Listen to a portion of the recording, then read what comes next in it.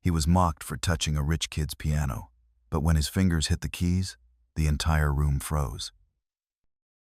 Caleb Monroe didn't talk much. Not because he was shy, he just didn't see the point in filling the air when no one seemed to listen anyway. He lived on the west side of Baton Rouge, near Florida Boulevard, in a cramped two-bedroom apartment where the walls were thin and the neighbors louder than they needed to be.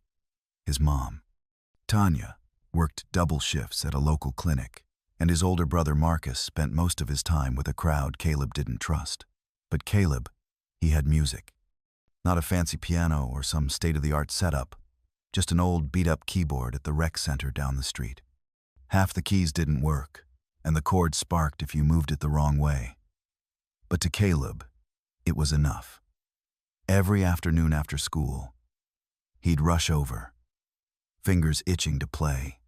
No sheet music, no lessons, just sounds he carried in his head and heart. He played what he felt, sometimes joy, sometimes anger, sometimes silence.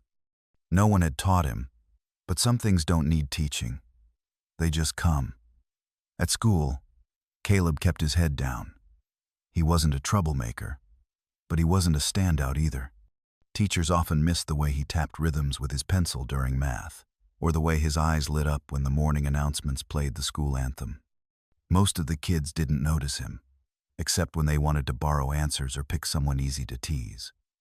His one real escape came from Miss Rivers, his music teacher at Martin Luther King Jr. Middle. She was the only adult who seemed to see him for more than his quiet. She'd catch him humming during lunch, pull him aside after class and ask him questions that made him think about chords, scales, how to tell a story with your hands instead of your mouth.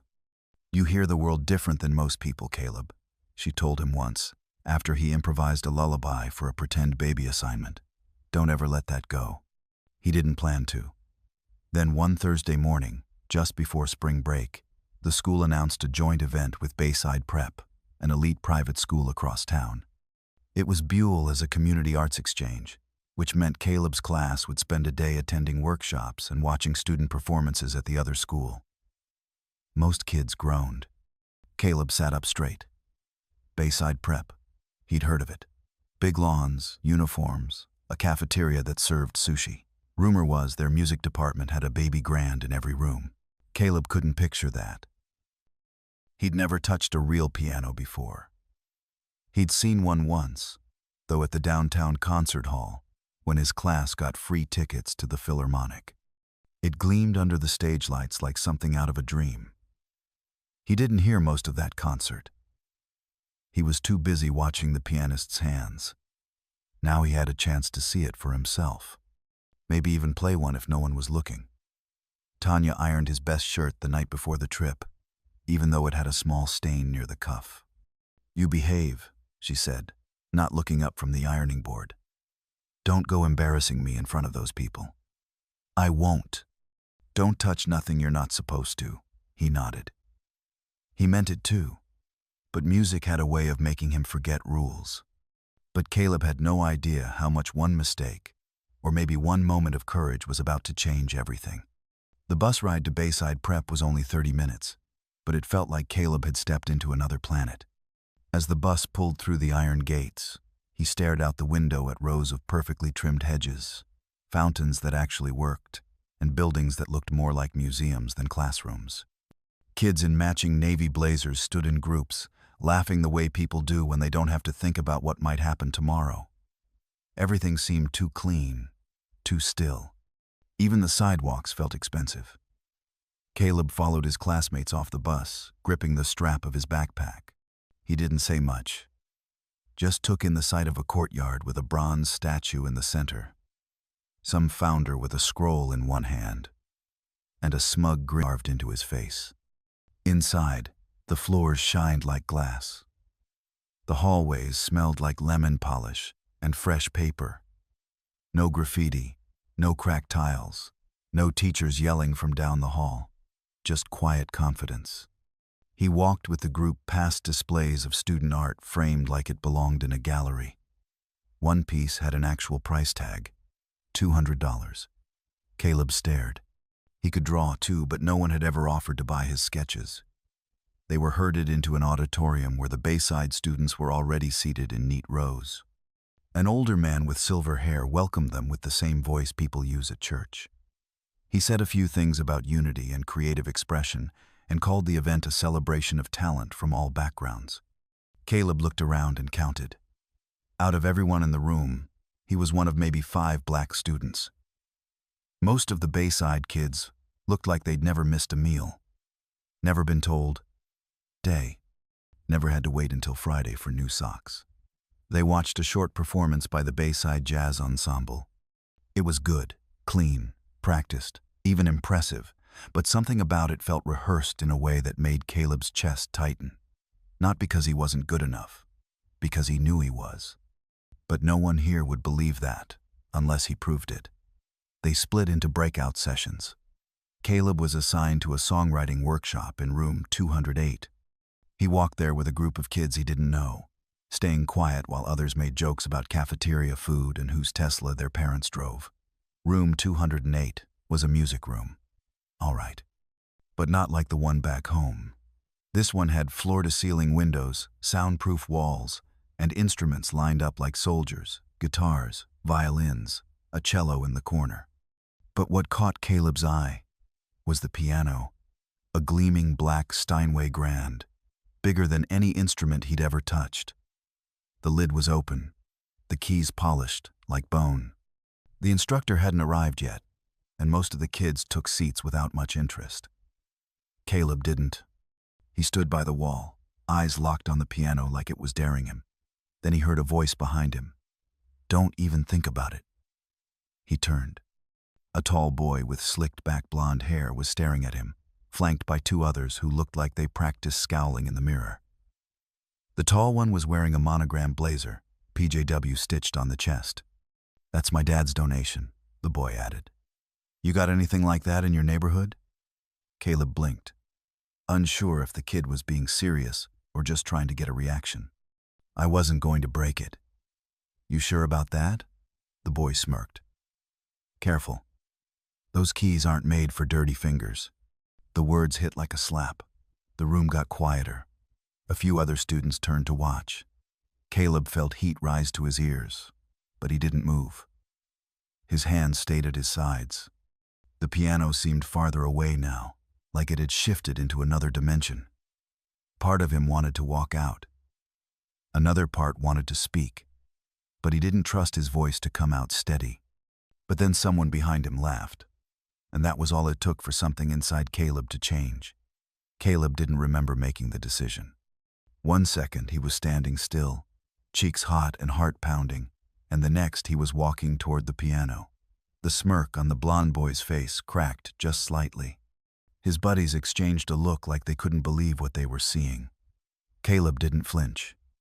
He pulled the bench out with both hands and sat down slowly, like he had all the time in the world. His palms were damp, his throat dry, but his fingers didn't shake. The room was still, not silent, but still, like a breath held too long. The instructor hadn't come in yet. Maybe that was a blessing. Maybe it was fate. Caleb raised his hands above the keys.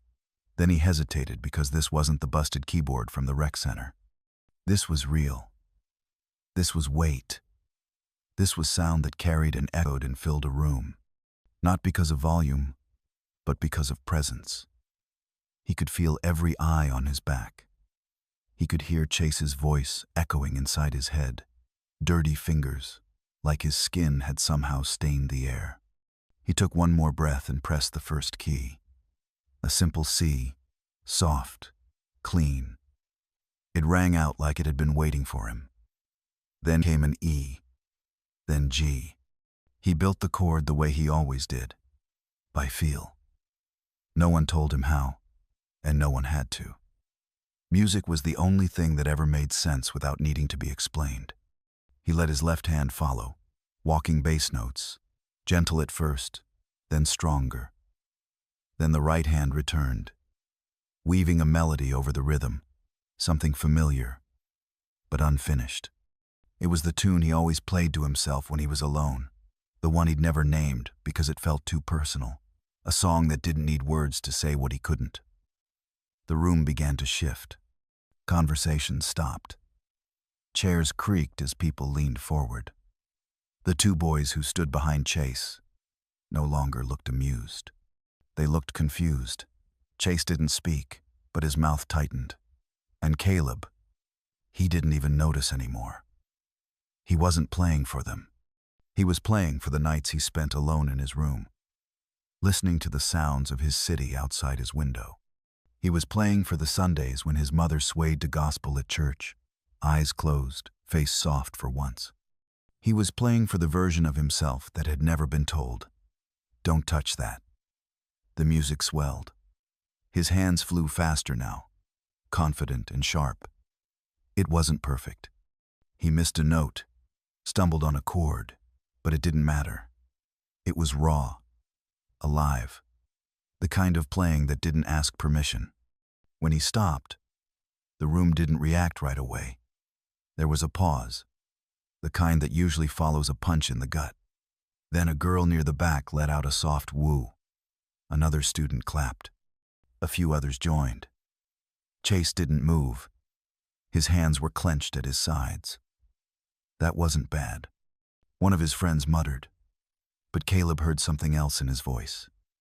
It was respect. The door creaked open.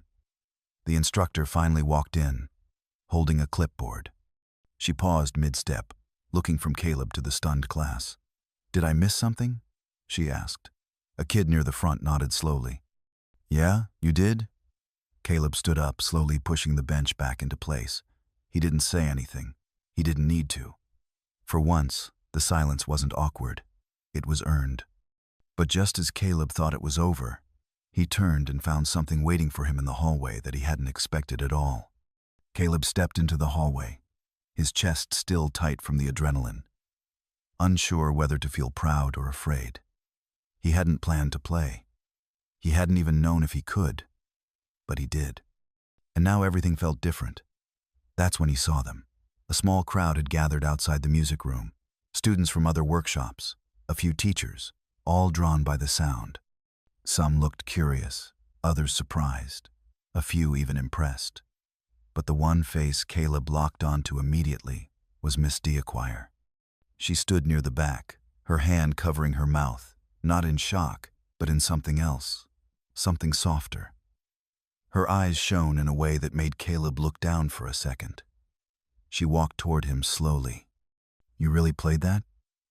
she asked gently. He nodded. "That was yours? That music?" He nodded again, almost afraid to say it out loud. She looked past him into the room, then back at him. "Caleb, that wasn't just good. That was something people remember." He didn't know what to say. He hadn't thought about being remembered. He just wanted to touch the keys, hear what they sounded like when played without fear. Another teacher approached, someone he didn't recognize. A tall woman in a gray blazer, clipboard tucked under her arm. She bent slightly to meet him at eye level. "I'm Mrs. Ellsworthel," she said. "I run the advanced music program here. I heard you from down the hall." He opened his mouth, but nothing came out. She didn't seem to mind. "Have you ever taken lessons?" He shook his head. "Where did you learn to play like that?" "Just practicing." He said, "I play at the rec center sometimes, and at home when my brother lets me use his headphones." She smiled. "Well, you've got something special. That kind of ear, that kind of expression. You teach that. You guide it. You nurture it." Behind her, Chase finally emerged from the classroom, his blazer crumpled from leaning against the wall too long. He scanned the crowd, then focused on Caleb. Their eyes met, but neither said a word. One of Chase's friends whispered something and laughed, but Chase didn't respond. His face was hard to read now, not angry, not smug, just unsure. Miss Deacquire stepped in. "Caleb, how would you feel about playing something at the final performance this afternoon?" He looked up sharply. "Me?" "Yes. They always leave space for one guest student to share something at the closing." "I think no. I know you should do it." He looked at the floor, then at Mrs. Ellsworthel. then back to Miss Deliqua.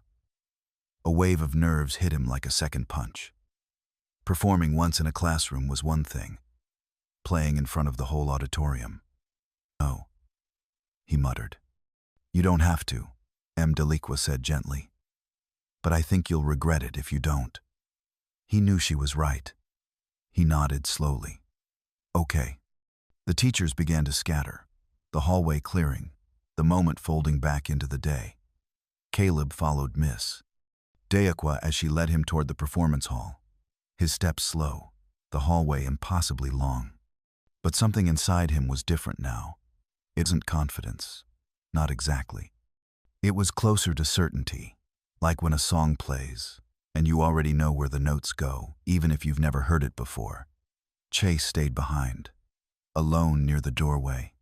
"Caleb," he said quietly. Caleb turned. Chase looked like he wanted to say something, maybe to take back what he said earlier, maybe to act like none of it happened, but instead he just gave the smallest shrug and turned away. But as Caleb entered the auditorium later that day, he had no idea who else would be watching from the shadows and how deeply his performance would echo beyond that room. The auditorium was brighter than Caleb remembered. He stood behind the curtain, heart pounding, staring at the polished stage floor. Rows of chairs stretched out beyond the stage, already half filled. Students shuffled in with snacks and programs, joking and scrolling on their phones. A few teachers stood near the back, chatting in low voices. Everything looked casual except to Caleb. He was wearing the same wrinkled shirt from that morning, sweat beginning to darken the collar. His fingers trembled slightly, not from fear of playing. He trusted his hands. It was the crowd, the unfamiliar eyes, the weight of being seen. Miss Deliqua appeared beside him, her voice low. "They're going to love you. What if I mess up?" he asked. "You won't. And even if you do, they'll still feel it." That helped a little. The student announcer, a tall girl with thick glasses and a polished voice, introduced the event's closing performance. "We'd like to welcome a guest student from Martin Luther King Jr., a middle school, Caleb Monroe, with an original piano piece." Polite applause. Caleb stepped out. He didn't look at the crowd, just focused on the piano, waiting at center stage. It gleamed under the lights, same as before, like it knew him now. He sat, took one breath, let his fingers find their home, and he played. It wasn't the same melody as earlier. This one was slower, quieter, more patient, like a letter written out loud. It started with the kind of ache you can't name, something in the pauses between notes, the way certain chords hung longer than they should. Then it shifted, grew warmer, braver, like something fighting to stand on its own feet. Every measure told a piece of him. The nights alone in his room, the sound of his mother praying in the kitchen when she thought he was asleep, the way the rec center keyboard sparked sometimes but never stopped working. The room stilled. Even the faculty stopped whispering. Phones lowered, eyes lifted, and somewhere in the second half the emotion behind his notes caught up to him. His chest clenched, his eyes stung, but his hands didn't falter. He played all the way through. When the last note faded, he lifted his hands slowly, like releasing something heavy. Silence, then a single clap, then another, then the whole room. A standing ovation didn't happen. This wasn't a movie, but the applause was real. Full. Some students stood. One teacher wiped her eye. Even the announcer looked surprised. Caleb stood, bowed without thinking, then walked off stage fast before the crowd could catch him. In the hallway, he leaned against the wall, breathing hard, then a voice. That was incredible. He turned.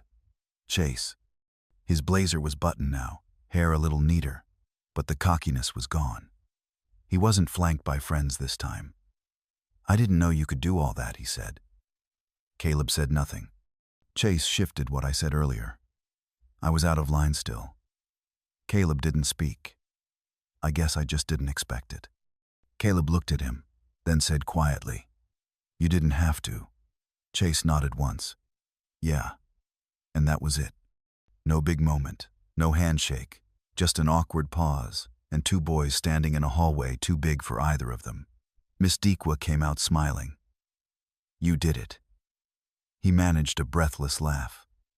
"I think I did." She looked at him for a long second. "Let's talk later. There's someone I want you to meet." But what Caleb didn't know was that someone in the crowd had already made a call, one that would open a door he never imagined he could walk through. By the time the bus pulled back into the parking lot of Martin Luther King Jr. Middle, the sky was stray with gold. Caleb sat near the back, forehead resting against the window, watching Baton Rouge roll by in pieces. Fast food signs, gas stations, corner stores, familiar again, comfortable but smaller now. He hadn't said much on the ride. Some classmates gave him high fives. A few asked how he learned to play like that. One boy, James, even joked, "Bro, you made rich kids clap. That's magic." Caleb had smiled, but inside, everything still buzzed. Not nerves, not fear, something else he didn't have a word for yet. Miss Delicacar waited at the bottom step as students climbed off the bus. "Caleb," she said, pulling him gently, "that woman I introduced you to, Mrs. Ellsworthel, she wants to see you again." He blinked. "Why?" "She runs a summer arts program, scholarship-based. She said, it's rare to find someone like you who hasn't been formally trained." He looked down at his sneakers, the left one scuffed. "I don't have money for lessons." "That's the point," Miss Delquar said. "You wouldn't need any. Everything's covered. You just have to show up and play." Caleb didn't know what to say. Opportunities like that didn't come to kids like him. Not without strings. "I told her I'd talk to your mom," she added. "She'll want to know." That night at home, Tanya stood in the kitchen holding the brochure in one hand and a half-burnt grilled cheese in the other. Her face didn't say much, but her silence was loud. "They're not trying to use him for anything?" she finally asked. "No, ma'am," Miss Diaqua said from the other side of the table. "It's a real opportunity. They've done this for students across the state." Tanya looked over the paper again. "And he'd stay where?" "In dorms, supervised Baton Rouge School for the Arts. Just a few weeks, he'd home by the end of summer." Caleb sat on the edge of the couch, backpack still on, his fingers curled into the straps. His mother stared at him, not blinking. "You want this?" He met her eyes. "I think I do." She sighed deep. The kind of sigh she only made when her mind was traveling way ahead of her mouth. "He's 12, she said quietly. "Still a baby." "I'll be careful," Caleb said, voice just above a whisper. "You better." She looked at Miss Deliqua again. "I'll think on it." That was more than enough for now. A week later, the letter came. A white envelope with blue trim. His name typed neatly in the center. Inside was the formal offer. Caleb read it 3 times before handing it to his mom. She didn't say anything at first, just nodded, then handed it back without a word. He packed his things in a duffel bag that was too big for him. Miss Diaqua to the campus herself. On the way there, she told him about other kids who had gone through the program, some who had never even touched a real instrument before their first lesson, others who'd gone on to places like Juilliard and Berkeley. "But none of them sounded like you," she said. "And I mean that the campus wasn't like Bayside. It wasn't shiny, it wasn't fancy, but it felt honest. The music building had paint chips on the windowsill and benches worn smooth from years of waiting students. He liked that. His first day, he played in front of 3 instructors. They didn't ask where he came from. They asked what key he felt most at home in. He said D minor. They nodded like they understood. By the end of the first week, he'd written 3 new pieces. By the end of the second, he was teaching a classmate how to move through changes with feel instead of math. One evening after dinner, his instructor sat beside him in the practice room. "You know what I told my husband after I heard you play?" she said. Caleb shook his head. That's what talent looks like when it's unafraid. But even with new keys in his hands and doors swinging open, Caleb still had one more thing to do before any of it felt real. It was October when Caleb walked back through the doors of Bayside Prep. This time he didn't arrive on a school bus. No matching t-shirts, no field trip form in his backpack. He came alone, invited back by Mrs. Ellsworthel to perform at the annual fall recital. It was her idea. A surprise solo act from a student of the summer arts program, a way to show what raw talent could become with the right support. Caleb had grown a little taller since the spring. His jeans fit better, his curls were neater, and his hands had developed a confidence. He still didn't talk much, but when he did, people listened. The auditorium looked just as he remembered it. Clean floors, bright lights. That stage. It didn't feel bigger than him anymore. In the front row sat Monsieur Diacqua, her purse balanced on her lap, eyes shining with quiet pride. And next to her, Tanya, wearing her best blouse and clutching the edge of her seat like it was the only thing keeping her grounded. She hadn't been sure about the performance at first. "I don't know what people like that want from kids like you," she had said. Caleb had answered simply, "Just to hear." Now, here she was, waiting to hear. The MC gave a brief introduction. Tonight's final performer is a young man who reminds us why music still matters. Please welcome Caleb Monroe. He walked out, not too fast, not too slow, just steady. The Steinway was there again, waiting. This time he didn't hesitate. The piece he played was new, something he'd written 2 weeks earlier, inspired by his summer. It had no title, just movement. It started low, steady, like steps being counted, then climbed, measure by measure, into something warmer, more certain. There were flourishes, yes, but nothing showy. Everything had purpose. Notes flowed like thoughts forming mid-sentence. Honest, true. Halfway through, he glanced up. Chase sat 3 rows back, arms folded, watching. They hadn't spoken since that hallway. But Caleb didn't need words. The silence between them now wasn't heavy. It was filled with understanding. When the final note hung in the air, Caleb held it just long enough for the breath in the room to catch. Then he lifted his hands, and this time the applause came fast. Not polite, not hesitant. Real. Tanya stood. She didn't clap at first, just stared at her son like she couldn't believe he was hers. Then, quietly, she smiled. After the show, people approached him. Teachers, parents, a few students. They asked about his music, where he learned, what came next. He answered as best he could, still uncomfortable with too much attention. But one moment stayed with him most. A small boy, maybe 9, skinny with crooked glasses, walked up and whispered. "That made me want to try piano too." Caleb knelt slightly. "You should. I don't know how. Doesn't matter. Just start." The boy smiled. That was enough. Later, as they drove home, Tanya was quiet. "You okay?" Caleb asked. She nodded. "I just never thought I'd see something like that. Not with your name on it." He looked out the window. The streetlights blurred past. "Neither did I," he said. "But maybe it was always there." She didn't answer, but her hand reached across the console and rested on his. That night, Caleb sat at home with a notebook in his lap. He wasn't writing music, just words, scattered thoughts, a line he wanted to remember. You don't have to be invited to be allowed. The world hadn't given him permission to sit at that piano. He'd taken it gently, honestly, fully. And in doing so, he'd reminded them and himself that talent doesn't care where you're from, what you wear, or how much your parents donated. It only cares that you listen to it when it calls. So, if you're watching this and wondering whether you're good enough, whether you're allowed to try, here's your sign. You are. Now go do it.